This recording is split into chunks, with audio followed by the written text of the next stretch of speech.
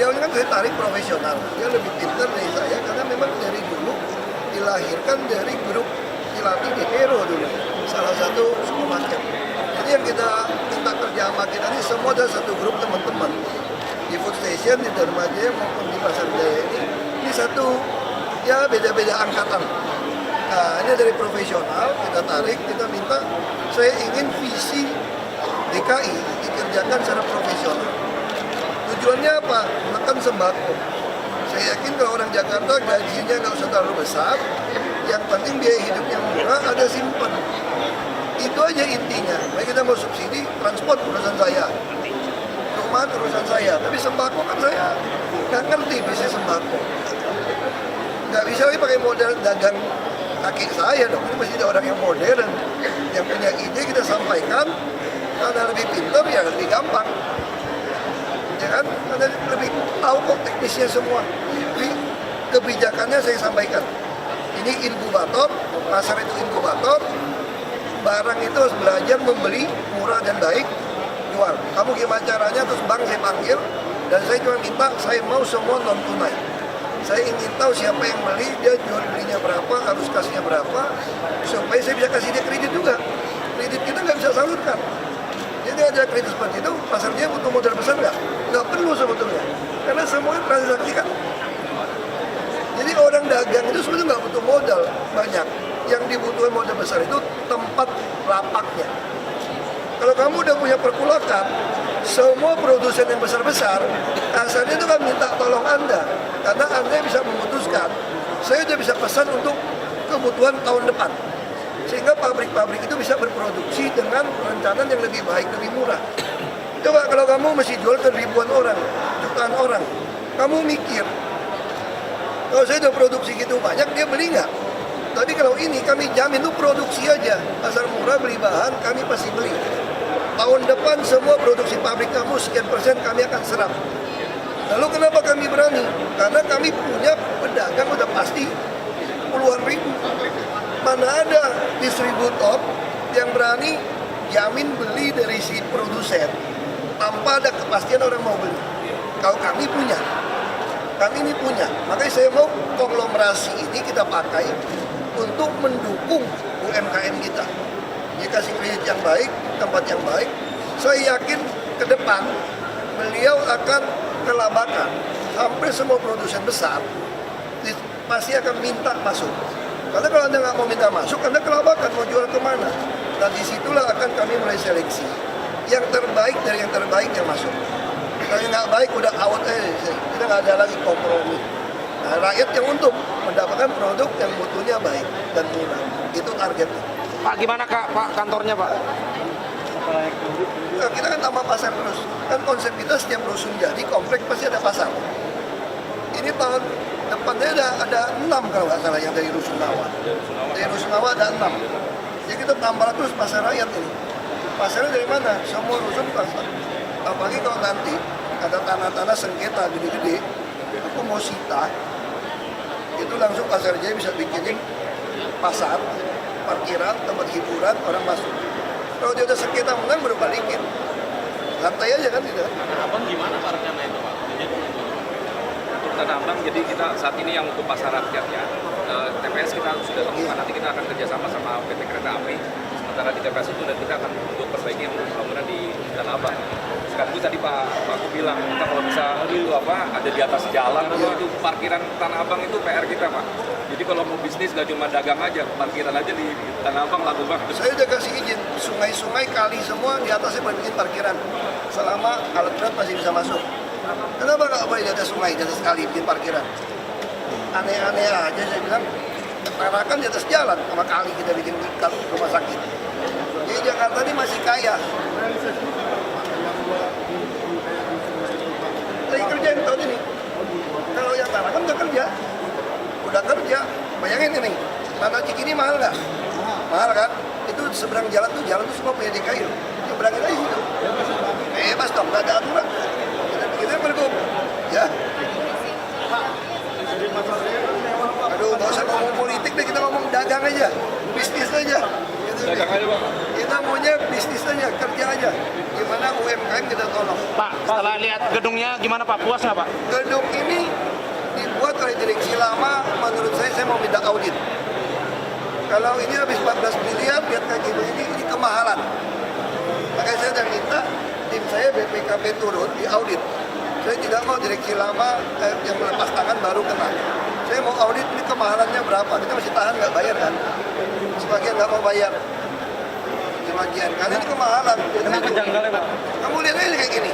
Mana ada cerita lantai kayak gini penyok-penyok. Udah kayak aku aja yang nyemen. Iya Pak.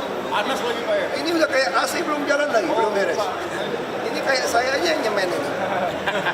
Pak, Dan sekarang tuh lama masih pakai merek Gold Star. Gold Star tuh jadi berubah jadi LG. Ya udahlah. Apalah. Aku kan memang sabar sebetulnya. Pak, Kalau sama politik udahlah. Bapak katanya cocoknya jadi cawagup Pak, bukan Memang. Gue semua tuh memang cocok sama Wagub kok. Kenapa? Gubernur asli kan masih Joko Widodo, gue masih Wagub. Cuma kalau dipinjemin presiden ya gue jadi kayak acting gubernur. Oh. Gitu, ya. Pak Gerindra juga tertarik sama Silviana. Semua juga tertarik, cantik, pintar, profesor. Ya. Gue juga tertarik. Wakil gue, kalau Raisa, apa, siapa gitu. Tidak masalah ya Pak kalau dari Aturannya memang nggak bisa protes sebetulnya. Itu kan haknya kita cuma kasih tahu dia. Kalau dia nggak setuju ya kita jalan terus kasih tahu aja. Kasih tahu gue mau pilih itu jadi wakil. Nggak ada fit and proper test kok di dalam peraturan kita. Kamu baca semua peraturan. Kamu baca peraturan. Kok kayak DPR RI aja, menteri aja nggak pakai fit and proper test. Ya nggak ada. Ya, Oke, ya. terima kasih Pak. Politik dikit Pak. Ya, gue mau kasih orang kumpul di balik kota.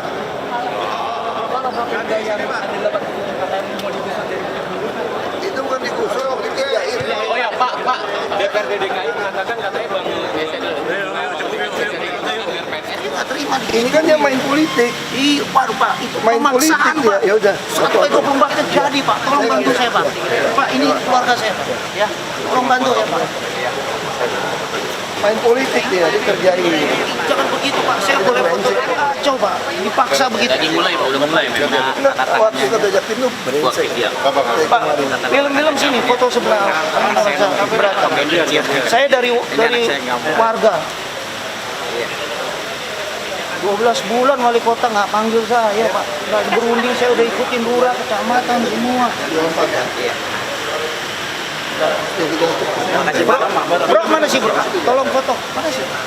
Kan GMO ya Pak.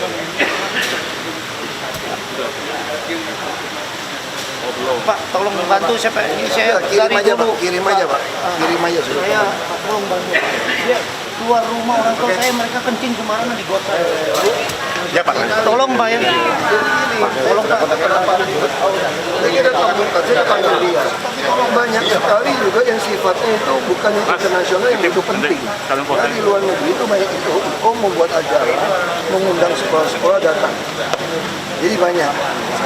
Nah, itu yang sifatnya begitu ada lebih sedikit ekstrakurikuler apa bukan kerja penting kita nggak kasih karena yang ngajuin puluhan ratusan.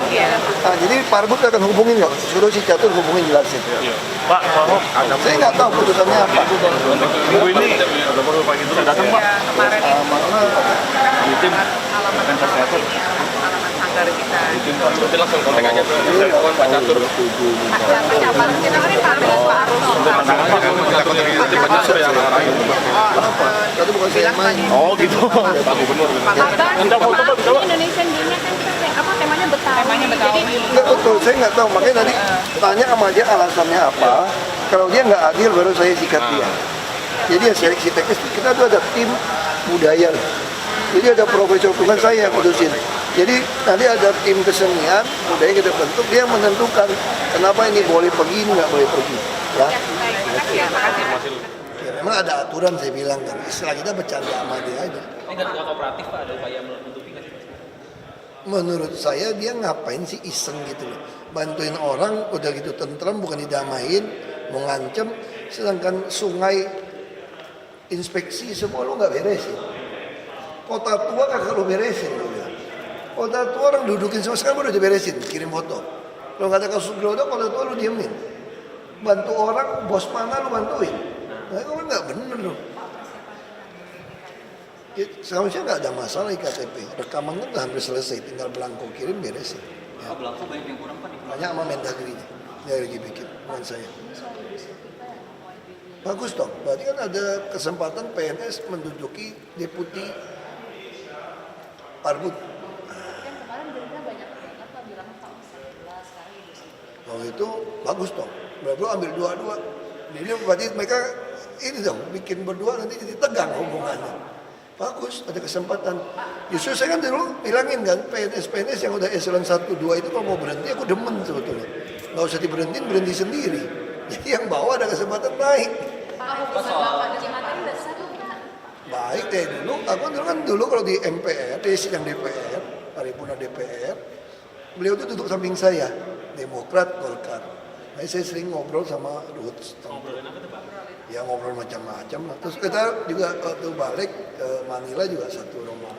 Dia pernah bilang Ruhut itu taman baik dari budak, dari kecil, sama, tau gak? Sama paman istri saya. Jadi sepupunya dari mertua, hubungan baik. Mbak suka. Marwah juga Pak. materi gimana Pak dari saya? Lagi kerjain, hari ini kita mau bahas lagi, final kita lihat WA, udah penuh, draftnya udah pelajarin, mana koreksi. Mungkin hari ini nanti jam 9 teman-temannya ahli akan lihat draft kita. Saya usahakan minggu ini masukin. Ya yang disarankan dari hakim-hakim MK. Supaya jangan sampai ditolak kan, mesti dielaborasi lagi. Di mana kerugiannya sebagai gubernur, bukan sebagai pribadi.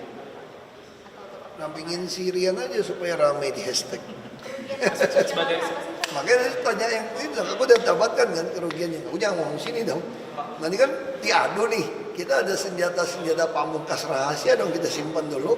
Supaya lawan kita kan nggak nyangka kan. Nanti udah dekat itu baru jeger keluarin. Pak Sandi bilang Pak katanya ini salah satu strategi Bapak buat pakai fasilitas negara Pak buat kampanye. Ya itu mau nuduh gitu terserah dia. Justru kan saya kan bukan mau kampanye. Beda dengan konsep tahun lalu. Saya bukan mau kampanye loh. Saya hanya bilang masih ada opsi. Kenapa nggak boleh ada opsi? Kalau saya putuskan tidak mau cuti, saya rela ikhlas tidak kampanye. Kalau kamu paksa saya berhenti, ini Jakarta. Kalau 2 putaran, kalau 3 pasang, masa 6 bulan.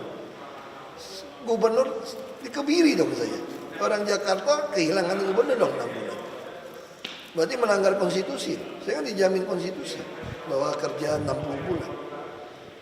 Kecuali saya minta, saya mau balikin kayak dulu. Kalau cuti, kampanye baru cuti. Sabtu Minggu, kampanye nggak perlu cuti karena bukan hari kerja. Kecuali itu, maka dia boleh nuduh saya. Ini kan enggak. Saya bilang saya rela. Asal saya boleh punya pilihan. Saya tinggal lihat situasi. Saya juga bilang, secara pribadi, saya lebih suka kampanye. Tapi masalahnya sekarang kampanye doang. 2 minggu keliling 4 bulan. Sama ngurusin kerjaan 4 bulan, lebih untung mana untuk rakyat Jakarta?